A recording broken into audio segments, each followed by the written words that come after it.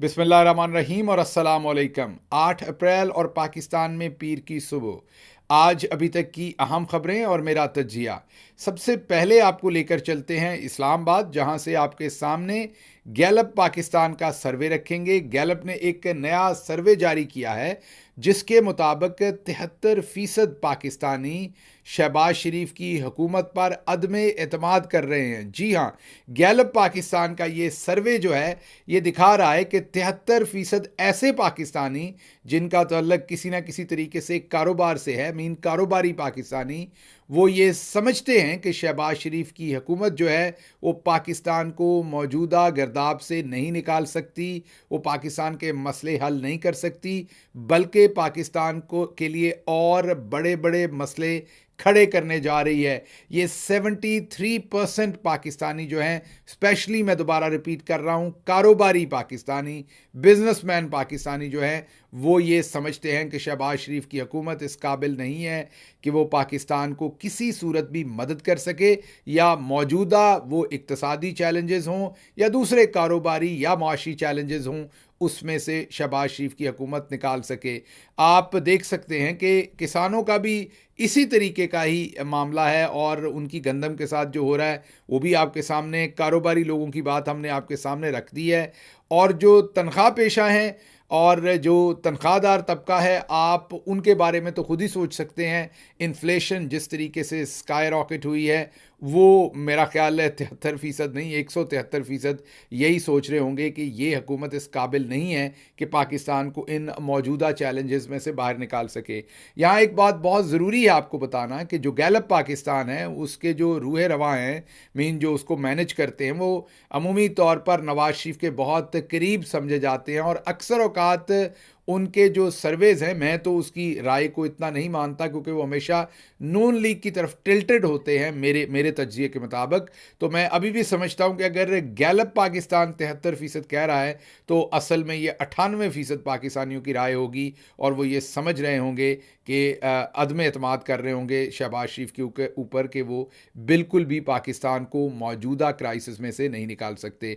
दूसरी खबर इसी से जुड़ी हुई रखते हैं। जावेद लतीफ़ जो बार बार नवाज शरीफ साहब का बयानिया दे रहे हैं, जी हां, उसी नवाज शरीफ साहब का जिनको शहबाज शरीफ और उनकी बेटी दोनों छोड़ के चले गए हैं पीछे और उनको उम्रे पर भी साथ नहीं लेकर गए। वजह हमने आपको बता दी है और जिनकी हमने आपको खबर दी थी, झक्कड़ साहब की, उन्होंने मुझे स्पेशल मैसेज किया और उन्होंने अपनी खबर को दोबारा से कंफर्म किया और उन्होंने कहा कि मैं बिल्कुल पूरी जिम्मेदारी से ये खबर दे रहा हूं कि नवाज शरीफ साहब के ऊपर पाबंदी है। मुल्क छोड़ने पर चौधरी निज़ामुद्दीन ने पाबंदी लगाई है। हाँ, जाहिर है अगले दिनों में नेगोशिएशंस होंगी, बातचीत होंगी और नवाज शरीफ बाहर निकलने में कामयाब हो जाएंगे क्योंकि भाई वज़ीर आज़म है, बेटी चीफ मिनिस्टर है। नवाज शरीफ जब जिद करेंगे या बीमारी का बहाना करेंगे तो उनको रोकना मुश्किल होगा, लेकिन फिलहाल भाई, बेटे और निज़ामुद्दीन तीनों का फैसला यह है कि नवाज शरीफ मुल्क से बाहर नहीं जाएंगे।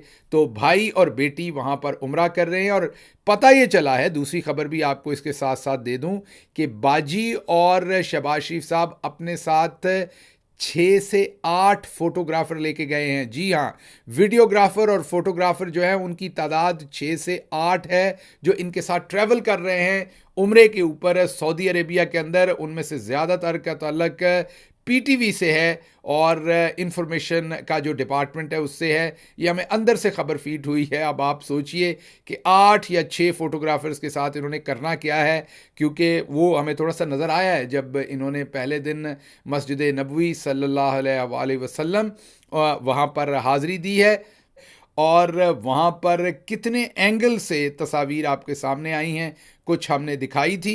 हमारे कुछ लोगों ने कमेंट्स पर हमें कहा कि आपकी बाजी वहाँ पर इबादत कर रही हैं तो आपको उनकी तस्वीर या उसके ऊपर तज्जिया नहीं करना चाहिए। आप बिल्कुल दुरुस्त कह रहे हैं, हमें नहीं करना चाहिए अगर बाजी ये तस्वीर मीडिया के लिए जारी ना करें। अगर ये सारा काम मीडिया के लिए ना किया जाए, 6-6, 8-8 फोटोग्राफर साथ ना हों और ये तस्वीर डिफरेंट एंगल से बनाकर डिफरेंट तरह की तस्वीर मीडिया और सोशल मीडिया के अंदर पैकेजेस की शक्ल में ना जारी की जाएं, तो हमें भी इस पर फिर तज्जिया नहीं करना पड़ेगा या नहीं करना चाहिए। लेकिन क्योंकि मेरी प्यारी बाजी जो है वो खुद इन तस्वीर को मीडिया में जारी कर रही हैं, वो खुद इस सारे मामले को मीडिया की जीनत बना रही हैं, तो फिर हमारी जिम्मेदारी है कि हम उसके ऊपर तबसरा भी करें। बहरहाल ये सिचुएशन आपको बताई है कि सऊदी अरेबिया में कितने ज़्यादा फोटोग्राफ़र साथ हैं, और उससे आप अंदाज़ा लगा सकते हैं कि ओवरऑल ऑब्जेक्टिव इस दौरे के क्या हो सकते हैं। अच्छा जी, जो मैंने कहा था कि इसी से जुड़ी हुई खबर आपको देंगे, और वो जावेद लतीफ़ साहब की मैंने खबर आपको कही थी। उन्होंने ये बयान दिया है कि हमारी हुकूमत की नाकामी हो तो इसका इल्ज़ाम हम पर ना दें। उन्होंने कहा अगर हम कामयाब हुए तो इसका क्रेडिट भी हम नहीं लेंगे, तो अगर हम नाकाम हुए तो आपने इसकी नाकामी भी हमारे ऊपर नहीं डालनी। कामयाबी तो आपने देख ही ली कि गैलप का सर्वे कह रहा है कि 73%, ये गैलप कह रहा है, असल में 98% होंगे। गैलप ने बहुत तरीके से ये सर्वे बनाया होगा। तो अगर गैलप 73% कह रहा है तो आप खुद सोचिए कि जावेद लतीफ़ बेचारे दुरुस्त कह रहे हैं। वो कहते हैं अगर कामयाबी हुई तो हम क्रेडिट भी नहीं लेंगे। क्रेडिट आपने किस चीज़ का लेना है? कामयाबी तो नज़र आ रही। कामयाबी एक ही चीज़ में है कि बाजी की टिकटॉक के फॉलोअर्स थोड़े बहुत बढ़ रहे हैं, टिकटॉक के ऊपर पोस्ट ज़्यादा चल रही हैं। बाजी ने पूरी पंजाब हुकूमत को टिकटॉक हुकूमत बना दिया है। ये कामयाबी का क्रेडिट आपको देना पड़ना है हमें। बाकी कामयाबी तो होती कोई नज़र नहीं आ रही कहीं भी। लेकिन बहरहाल उन्होंने ये सरेंडर किया अब आपके सामने कि अगर कामयाबी हुई तो हम वो भी क्लेम नहीं करेंगे, और अगर नाकामी हुई तो आपने हमें उसका बुरा भला नहीं करना। अब एक हुकूमत बन गई, अब ये तलक भी नहीं रह गया कि कौन जमात के अंदर से कैबिनेट का हिस्सा है, कौन जमात के बाहर से कैबिनेट का हिस्सा है। मैं तो अपने खदशात का, या जमात के दीगर लोग भी अपने खदशात का इजहार कर रहे हैं, मगर इसके बावजूद भी हम ये दुआ गो हैं सभी कि जैसे भी बन गई, जैसे भी बनवा दी गई, जैसे भी लोग अब स्टीयरिंग पे बैठ गए, खुदा करे उनके तजर्बे, उनकी एफर्ट से पाकिस्तान इस गर्दाब से निकल जाए। हम कोई इसका क्रेडिट लेने के लिए तैयार नहीं है, मगर खुदा के लिए, खुदा ना खास्ता अगर ये कामयाब चीजें नहीं होती तो हमें डिस्क्रेडिट भी ना किया जाए। ये अजीज अभी से हम बात ये कह रहे हैं। अब हम अगली खबर आपके सामने रखते हैं, और वो है 9 मई के मुतल्लिक। 9 मई के मुतल्लिक ऐसे ऐसे होशरुबा इंकशाफात सामने आ रहे हैं कि आप सुन के रोज़ परेशान भी होंगे और हैरान भी होंगे कि चौधरी निज़ामुद्दीन ने ना सिर्फ लोगों की ज़िंदगियों के साथ खेला, लेकिन अपनी रेपुटेशन के साथ किस बुरी तरीके से खेला गया। अपनी पूरी की पूरी जो रेपुटेशन थी उसको दांव पे लगाया गया है। इस तरीके से ये जो केसेस बनाए गए हैं, आपने ज़रा वकील साहब की बात सुननी है जो इन केसेस को डील कर रहे हैं। वो ये बता रहे हैं कि सरगोदा से बहुत दूर रहने वाला एक ऐसा शख्स, शायद 60 किलोमीटर दूर रहता है, जो दोनों टांगों से माजूर है, जो अपने गांव से निकल के सरगोदा तक नहीं आ सकता। एक 60 किलोमीटर दूर रहने वाला शख्स जो दोनों टांगों से माजूर है, उसको नॉमिनेट कर दिया गया 9 मई के मुकदमात के अंदर और टेररिज्म का पर्चा दे दिया गया, और उसकी जान छुड़वाना वकील साहब के लिए मुश्किल हो गई उस केस में से। यही नहीं, अगर आप मेजर ताहिर सादक की बात करें, आम आदमी की बात नहीं कर रहे, बड़ा नाम है पाकिस्तान की सियासत में, वो ये बता रहे हैं कि 6 मई को वो और उनकी बेटी उम्रा अदा करने के लिए सऊदी अरब चले गए थे। पीछे से 9 मई को ये सारा वाकया बनाया गया और उनके ऊपर डाल दिया गया। वो 16 मई को वापस आए। जी हाँ, 6 मई को गए, 16 मई को वापस आए, दरमियान में 9 मई हुआ, लेकिन उसके बावजूद उनको इन केसेस के अंदर डाल दिया गया। मेजर साहब क्या कहते हैं और ये वकील साहब क्या कहते हैं, सुनिए और सर धुनिए कि किस तरीके से ये 9 मई के सारे वाकयात बनाए गए और किए गए। 96 सर, यहाँ मुर्दे नामज़द हैं। यहाँ सरगोदा में एक ऐसा बंदा के ऊपर डंडे सोटे डाले हुए तोड़ पर, जिसकी दोनों टांगे नहीं हैं।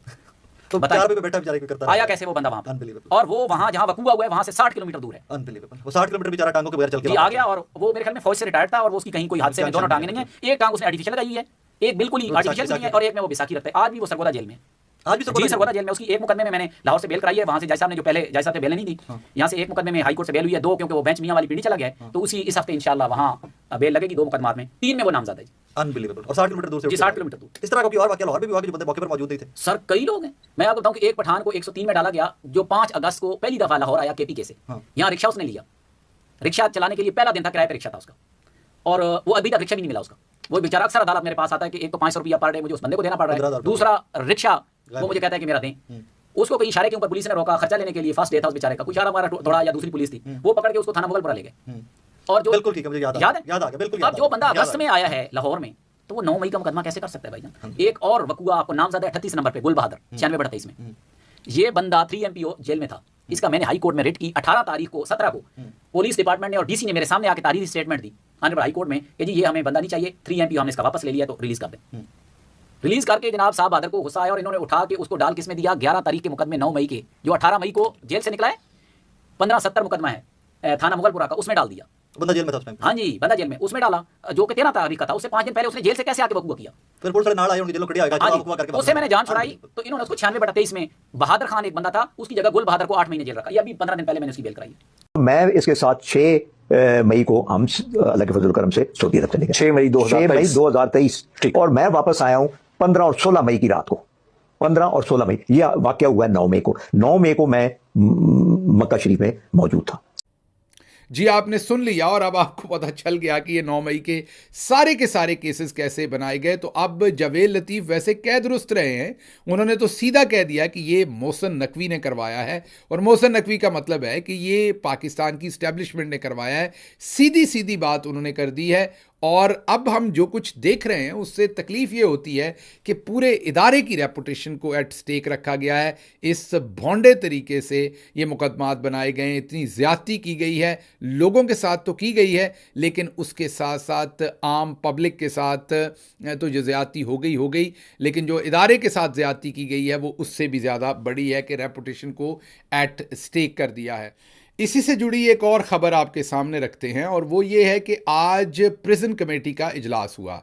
जी हाँ, पाकिस्तान तहरीक इंसाफ की कोर कमेटी की एक सब कमेटी है जिसे प्रिजन कमेटी हम कहते हैं, उसका इजलास हुआ, जिसमें 9 मई के अंदर जितने भी लोग मिलिट्री कस्टडी और मिलिट्री कोर्ट्स में हैं उनके अजीज़ो अकारब ने शिरकत की, और उन्होंने अपने प्यारों के साथ होने वाले जुल्म की दास्तानों के बारे में लीडरशिप को आगाह किया। इस मीटिंग के अंदर आज उमर अयूब साहब ने शिरकत की, अली मोहम्मद ख़ान ने शिरकत की, ब्रिगेडियर मुसद्दक ने शिरकत की, मैंने भी इसमें शिरकत की, और इसके अलावा और भी तहरीक इंसाफ की लीडरशिप भी इसमें मौजूद थी, और वकला स्पेशली हमारे ILF के वकला इसके अंदर मौजूद थे।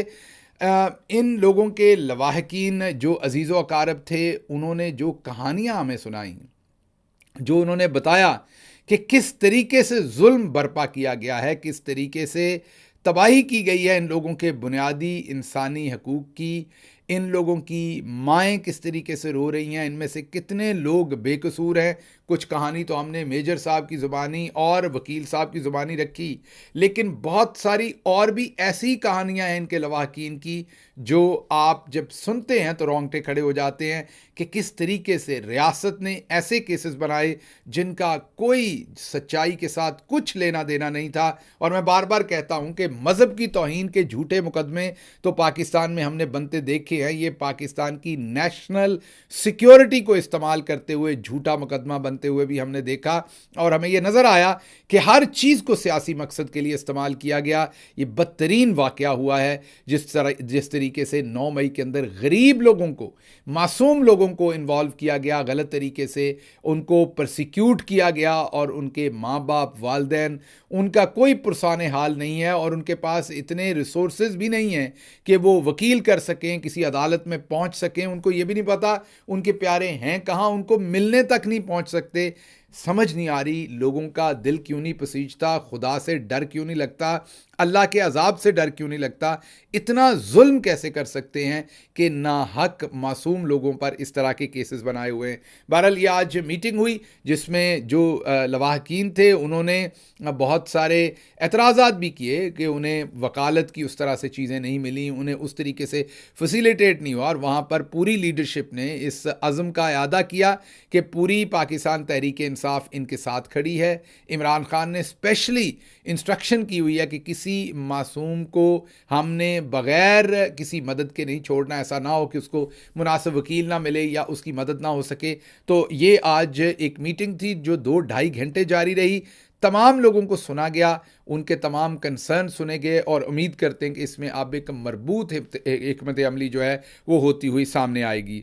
अच्छा जी, अगली ख़बर जो आपके सामने रखनी है वो है कि इमरान खान साहब ने काजी फ़ाइज़ ईसा साहब को एक पैगाम भेजा है और पैगाम में उन्होंने कुरान मजीद की आयत बतौर पैगाम भेजी है और जो आयत भेजी है उसका उस आयत का जो मफ़हूम है वो यही बनता है कि जब आप ऐसी कुर्सी पर बैठे हों जहां आप इंसाफ कर रहे हों तो फिर अल्लाह की ज़ात चाहती है कि आप इंसाफ करें और उनसे भी इंसाफ करें जो आपको पसंद ना हो या जिनको आप दुश्मन समझते हो।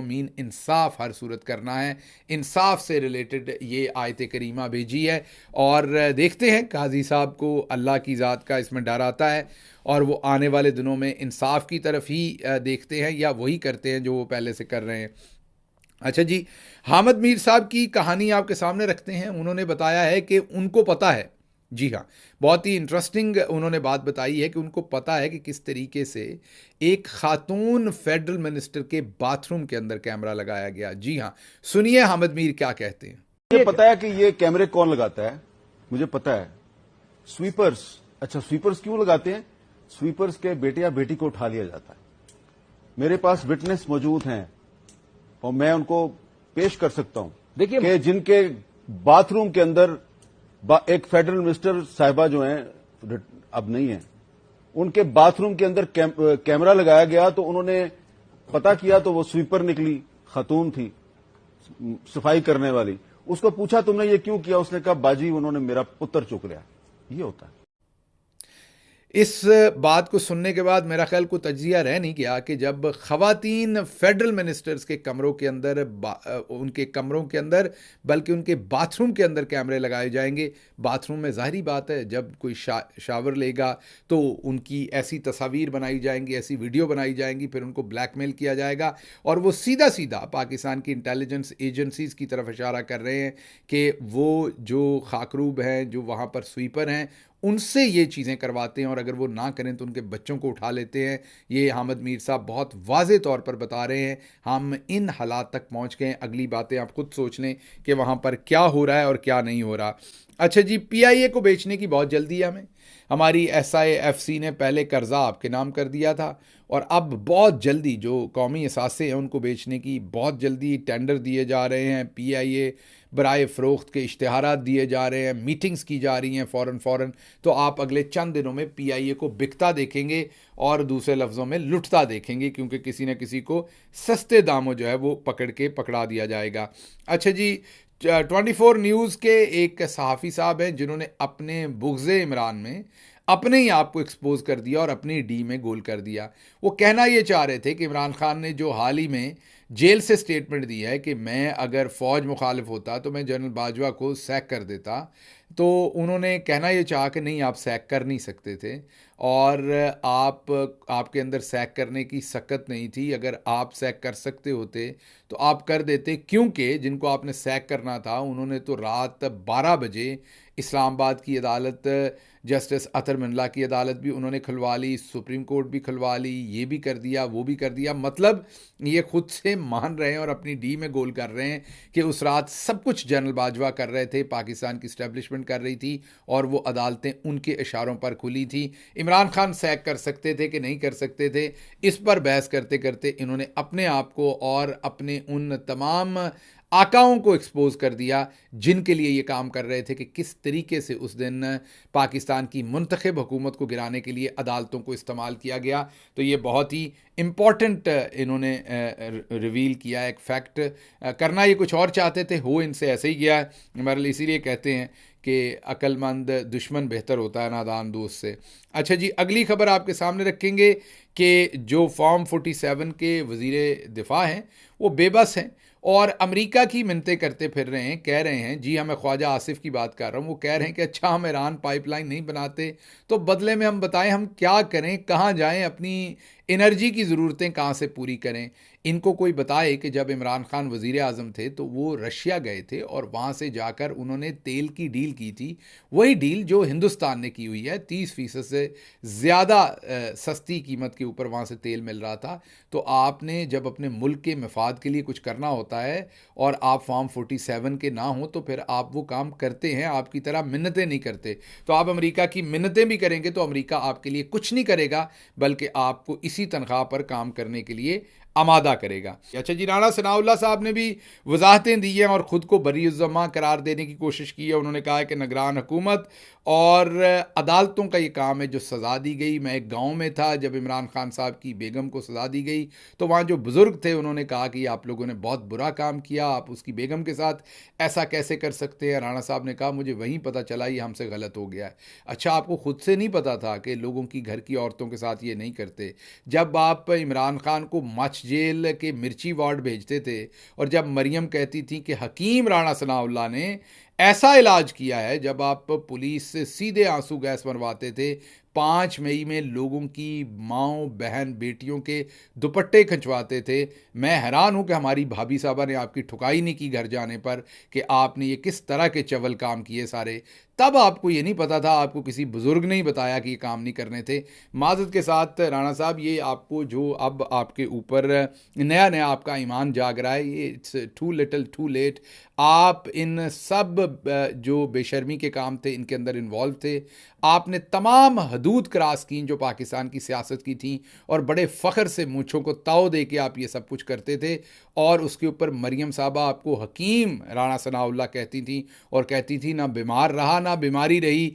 अब आपने अगली पूरी ज़िंदगी जितनी भी कोशिश करनी है, आपने ये शराफत दिखाने की हम आपको याद करवाते रहेंगे। आपका मकरूज़ सियासी चेहरा जिसमें आपने लोगों की बहनों बेटियों के दुपट्टों तक को हाथ डलवाया और चादर चार दीवारी को पामाल किया और वो काम किया जो पाकिस्तान में कभी नहीं हुआ, और उसका एक घनौना स्याह किरदार आप हैं। और आप इससे अब भाग नहीं सकते, जिस तरह की मर्ज़ी तावीलें दे आप नहीं भाग सकते। बहरहाल वो माफ़ी तलाफ़ी कर रहे हैं और कह रहे हैं कि मोहसिन नकवी साहब से हम गुजारिश करते हैं कि वो शहबाज शरीफ को आंखें ना दिखाएं, वो जो कहेंगे हम करने को तैयार हैं। दूसरे लफ्ज़ों में वो army chief general Asim Munir से मुखातिब हैं और ये रिक्वेस्ट कर रहे हैं कि हमें डांटे ना, हमें आंखें ना दिखाएं। मोहसिन नकवी साहब के थ्रू वो उन्हीं से मुखातिब हैं।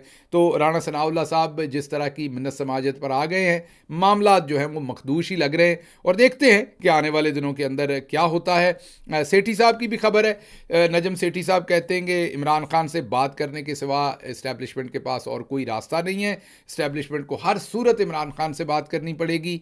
और सेठी साहब कहते हैं कि इस्टेब्लिशमेंट को पता ही नहीं था, उनको लगता था इमरान खान मकबूल नहीं है और उन्हें बहुत जोम था कि जो हम कर रहे हैं उसके बाद इमरान खान मकबूल नहीं रहेगा। और उन्होंने वो तमाम काम किए और उन्हें अंदाज़ा ही नहीं हुआ कि इमरान खान कितना मकबूल था, और वो सब कुछ उल्टा पड़ गया। जेल में भेजने के बाद इमरान खान और मकबूल हो गया और अब उनको कोई समझ नहीं आ रही करें क्या, बात ही करनी पड़नी है। तो राणा सनाउल्लाह साहब की बात, जावेद लतीफ़ साहब की बात, गैलप का सर्वे, नजम सेठी साहब की बात, आप तमाम चीज़ों को देखें तो आपको समझ आता है कि मामलात किस तरफ जा रहे हैं। आपने सिर्फ बंधे रहना है, कॉन्फिडेंट रहना है, अल्लाह के हजूर ना उम्मीद नहीं होना। आपको ये तमाम लोग खुद रोते और माफ़िया मांगते हुए जल्द नज़र आएंगे, क्योंकि जो कुछ उन्होंने कर दिया है अत खुदा दा वैर हुंदा है। जो कुछ उन्होंने कर दिया, अब अल्लाह की लाठी बेआवाज़ है, वो उसमें देर है अंधेर नहीं है, इन पर अल्लाह की लाठी पड़ने वाली है। अच्छा जी, इसके साथ ही मुझे इजाज़त दीजिए। अल्लाह आपका हामी और नासिर हो। पाकिस्तान जिंदाबाद।